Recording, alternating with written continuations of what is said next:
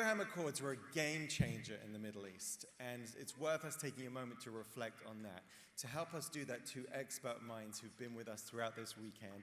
He is an Egyptian dissident and a writer and an intellect, and she is a Jerusalem Post reporter and an insightful writer as well. To speak about the Abraham Accords, please welcome Hussein Abu Bakr and Lahav Kharkov.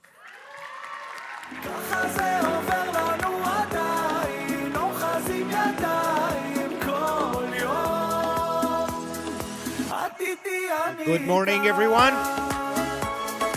Thank you. Very excited to be here. This has been a fabulous and amazing weekend, and I'm very happy to be here to discuss the Abraham Accords with Lahav. First of all, Lahav, let me ask you. You live in Israel. What is the Abraham Accord to the average Israeli? What effect did it have? Let's say I'm an Israeli. It's been 2 years almost.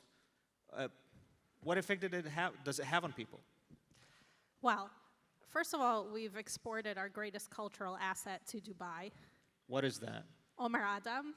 Oh. He lives there now. But to take the question a little more seriously. He lives there? I did not know that. Yeah, he moved. Oh, wow. He moved. In any case, to take it more seriously, I mean, the Abraham Accords were a real game changer for the Middle East and for Israel's position in the Middle East. Hundreds of thousands of Israelis have vacationed in Dubai, which is very nice, but that's not the real impact. The real impact is greater integration for Israel into the region, which is great for our economy, and it's great for peace. The fact that 3 Arab nations, and hopefully 4, Sudan sort of on its way, let's put it that way, have really fully established relations with Israel and are able to. Those relations have been able to survive through bumps on the road, through different conflicts and issues with the Palestinians that have happened since August 2020. Sets an example for everyone else in the region that it can be done and that it's mutually beneficial. I think that's huge. I think that's something that Israelis have wanted for a really long time, and we have it now, and people see it as a success. And I think it gives a lot of hope for the future. Amazing. And okay, let me ask you a question. So a lot of people, and you would see this in a lot of the major media and reports from think tanks, and I hear it from a lot of folks in DC. Listen, this is all good, but this is just business. This is just money. These are 2 countries that are well off in the Middle East, that have a lot of poor countries, who just decided to make business together. Is this real enough to go down to people, to change the way people have relations with each other, to change how the ways people view Israel and have relations with Israel? Look, first of all, I take issue with the idea that it's just business. I mean, trade is a huge part of relations between countries. The EU is Israel's biggest trading partner, and a lot of talks between Israel and the EU have to do with trade, or even the UK post-Brexit. Israel's the first country to have a trade deal with the UK post-Brexit, and that's a big part of relations. So, first of all, the fact that business is a big part of Israel-UAE relations is not just. It's what makes it normal. It's what makes it 2 countries that are working together to advance their interests. That's what international relations are. And I think it shows the double standard that people set for Israel, that somehow that's not good enough. They have to be, Zionists in order for the relations to count. How many countries in the world does Israel have relations with that, we disagree on a lot of things? But the point is that we want to be normal. We want to be accepted as a normal part of the region and part of the world. The other thing I would say is that the Abraham Accords are not just UAE, they're also Bahrain and Morocco. With Bahrain, the defense relationship is really important. And Morocco is not a wealthy country. In Morocco, I think that the cultural element is huge. Morocco has a lot of Jewish history. There are about 1 million Israelis of Moroccan descent. And the people-to-people relations between Israel and Morocco, I think, are a huge element. And that's something that I think people are not talking about enough. Yeah, I agree, yeah. I want to hear from you, how do you think the Abraham Accords are being accepted throughout the Arab world? So through the Arab world, of course, the Abraham Accords represents a change. It represents something different. That doesn't mean that everybody wants that change. That doesn't mean that everybody supports that change. But it presents the emergence of a new way of thinking about politics, about identity, about how the Middle East should look like, what is the future of the region, what is the future of inter-Arab relations between each other. What does it mean? What is the normal, healthy relationship between, let's say, an Arab Palestinian and an Arab from Saudi Arabia or the UAE? Because that's also have been a question for a lot of Arab societies. Now, a lot of people who are eager to change things, people who are have had enough with a lot of the dysfunction that's been going on in the Middle East for the past decade. Since it's been going on for a long time, but of course since the Arab Spring, things really took a very tragic turns in a lot of places. So it gives those people a way to think about the potential future. So a lot of people who want change are behind the Abraham Accords. And it's becoming, especially amongst circles in other Arab countries that are not the UAE and not the Arab Gulf, it's becoming kind of a dividing line politically and culturally of who supports a different way to think about politics, a different way to think about identity, and who doesn't, who's still stuck in the Arab cause and the struggle of all the Arab people to get rid of Zionism and to get rid of Israel, and so on. But in the Arab Gulf specifically, where this is centered, the UAE, as you said, the Abraham Accords is not just the UAE, but the UAE is a center of attention because it's really one of the most powerful Arab countries, and they are the ones who led this. This would not have happened without the UAE specifically.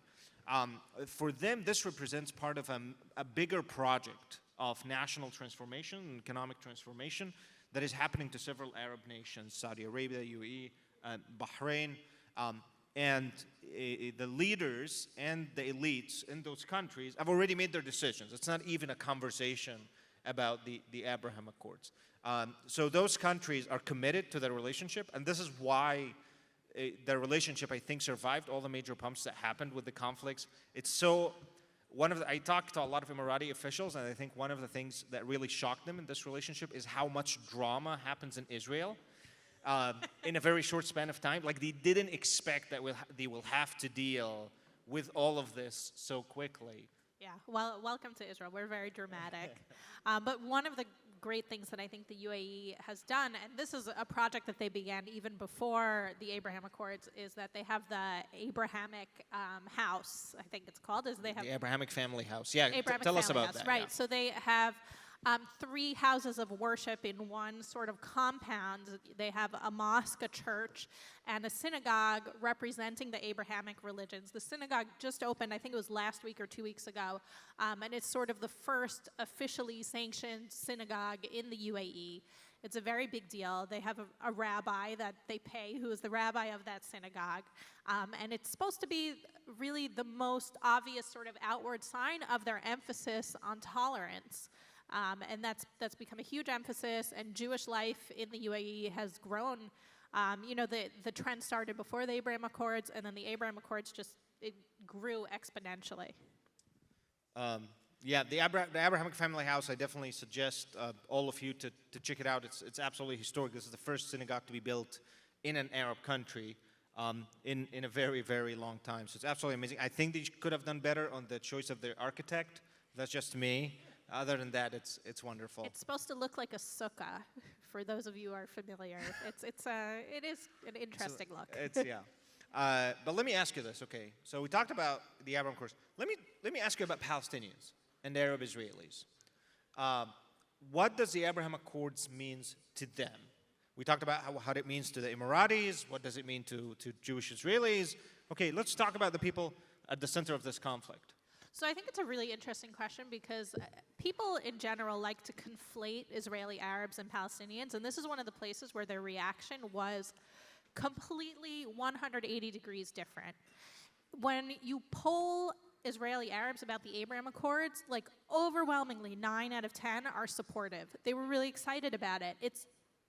First of all, it's just for them personally, there's a lot of opportunities there to do business in the world in Arabic and tourism, and so it's just they overwhelmingly supported it. Interestingly, the Arab Knesset members did not support it as much as the polls showed, but that's something that happens a lot in Israel. It's a little bit of a interesting relationship between the Knesset members and what the actual Israeli Arabs want, in polls at least. But the Palestinians had an opposite reaction. You know, there were videos of Palestinians burning effigies of Sheikh Zayed, who's the leader of the UAE, and really speaking out very strongly against the UAE. And then eventually Mahmoud Abbas, Palestinian Authority president, had to apologize because they went very far, and the Emiratis really are powerful in the Middle East. But they saw it as a betrayal of basically the Arab boycott of Israel, that the Arab peace plan or the Saudi peace plan, it's known under different names, says that the Arab countries are not supposed to have relations with Israel before there's peace with the Palestinians. And you know, the UAE, Bahrain, Morocco, and Sudan decided to go their own way. Right. Let me ask you, another question. So the UAE, they signed the Abraham Accords with Israel. They're doing all of this. Palestinians burned their flags and burned their effigies and so on. And then the UAE, they go to international platforms, the UN, the Security Council, and they still vote with the Arab bloc to condemn Israel, to vilify Israel. What's going on? Well, as I said before, when we were talking about emphasizing business, right? There are a lot of countries that don't behave exactly the way Israel would like, and Israel still has normal relations with them. So for starters, you know, there are a lot of countries in the world that vote against Israel in the UN, and we have decent relations with them. So that's not a deal breaker. I think overall, you know, their loyalties lie with the Arab world, and to some extent that includes the Palestinians, loyalties to the Palestinians, and so they want to have it both ways, and Israel lets countries have it both ways. You know, Israel tries to campaign when there's a big UN vote coming up to different countries, and they go to their foreign ministries and they say, please vote with us or at least abstain. But it's never been a deal breaker for Israel. And so, you know, the UAE is just one of, you know, dozens of countries around the world that behave in that way. The United States was instrumental in the Abraham Accords. As it is, the United States always is instrumental in all the mediation and the peace accords that happens between Arabs and Jews, and the United States will always be important in that way. The Trump administration is the administration that mediated the Abraham Accords and were able to achieve it, and then he had the Biden administration. Do we see any approach between the two administrations, and what is the Biden administration doing at the moment about the Abraham Accords? So the Biden administration's behavior has been interesting. It's been somewhat inconsistent, let's put it that way. On the campaign, Biden's among the few things that Trump did that Biden said he would continue was, first of all, recognition of Jerusalem as Israel's capital, and second, the Abraham Accords. He actually praised the Abraham Accords. Once he came into office, so Secretary of State Antony Blinken and other people in the administration, they wouldn't say the words Abraham Accords. They were like, you know, normalization agreements and things like that. And then people started to notice it. There started to be media coverage. People started to read into it and say, well, what does this mean about the Biden administration's commitment to the Abraham Accords? So then they reverted to using the words Abraham Accords sometimes. I think it took them a little time to figure out how they can sort of make this their own and add to the Abraham Accords in a way that doesn't look like it's just repeating what Trump did, because politically, domestically, they don't want to do that. But you know, they took part in the Negev Forum, which was Israel's idea at the time as Foreign Minister Yair Lapid to have the foreign ministers of all the Arab countries Israel has peace with, plus the United States, meet in Israel, in the Negev, in Israel's south. And the Biden administration was an enthusiastic supporter of that, and they've since had other meetings. There was just a meeting in Aqaba. The Palestinians were there as well. And so I think the Biden administration has sort of found their way. The U.S. ambassador to Israel, Tom Nides, is also organized. He organized like an Abraham Accords soccer game with like top soccer stars from all the different countries. He told me, I published this in an interview, it's almost a year ago now, that they wanted to do like a gaming summit, like esports. It hasn't happened yet, but yeah, they're looking for things to do. Like video game summit? Yeah. Oh, wow. Yeah. Well, that's wonderful. Did you meet any Emiratis in Israel? Are there Emiratis visiting Israel a lot, or? There are not as many Emiratis visiting Israel as there are Israelis visiting Dubai specifically, but the Emirates in general. But I have met quite a few. And there's a small but vocal group of Emiratis who are super enthusiastic about Israel. They're learning Hebrew, they want to know about the culture, and they're really promoting this in their home country, and it's really great. What about the expansion of the Abraham Accords? So one of the things that Prime Minister Netanyahu promised, that one of the things that he always campaigned on, I'm going to expand the Abraham Accords, I'm going to sign with Saudi Arabia, is there any of that going on? What are the hopes that we have realistically at the moment of having more normalization agreements with more Arab countries, including Saudi Arabia? So first of all, I think that there's a greater chance of Muslim countries that are not Arab countries sort of joining.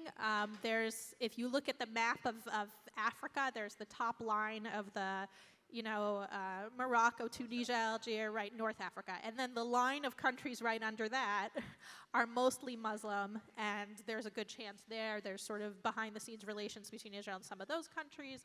And also Indonesia. There's a lot of business relations between Israelis and Indonesians, and specifically in the area of agriculture, and I think there's a lot of potential there.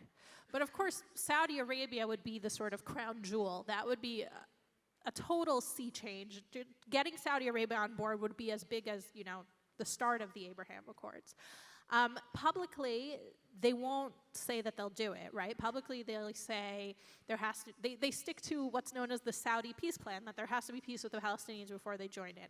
Behind the scenes, my understanding is that they want some kind of progress or the beginning of some sort of process with the Palestinians so that they can say that they have a reason to recognize Israel.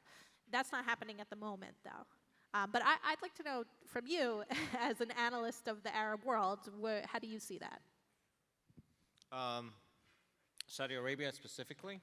So Saudi Arabia, I think it's exactly what you said. But I do get different, I think the Saudis, I spoke to a lot of Saudi officials in different places, and they had different conversations with them that makes me think that they're very intelligent people, they're very smart, they're not stupid people, and they're trying to get the most out of it. They know it's going to happen, so the way they said it, this is going to happen sooner or later, but they are patient, Saudi Arabia is not a country with elections. They're sitting there, they can wait. A person there told me, listen, we can flirt for 20 years. We're not in a hurry to do anything. So they basically can take their time, and they're waiting to get the most out of this. And the impression that I got is that there are different tracks going on behind the scenes. There's not even one. There is one track that is asking for some process with the Palestinians, because Saudi Arabia, first of all, because of its size and its influence, they can't do what the UAE did, and they don't want to do what the UAE did. And part of it, I think they want to outbid the UAE, because now there is also this inner Arab competition between the UAE and Saudi Arabia on who is leading that new vision for that new Middle East, who is the leader of. So there's also this inner competition. So Saudi Arabia wants to outbid the UAE to be the country that got the Palestinians something. That finally, the Egyptians couldn't do it, the Emiratis couldn't do it, but we're the ones who did it. We finally got the Palestinians something.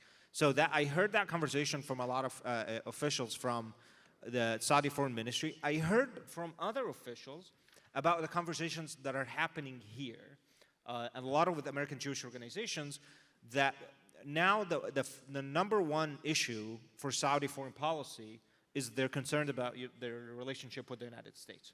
They've been having I don't know if you're following this, but Saudi Arabia have been having a lot of tension, specifically with the Biden administration, and actually not just with the Biden administration, with the Democratic Party specifically.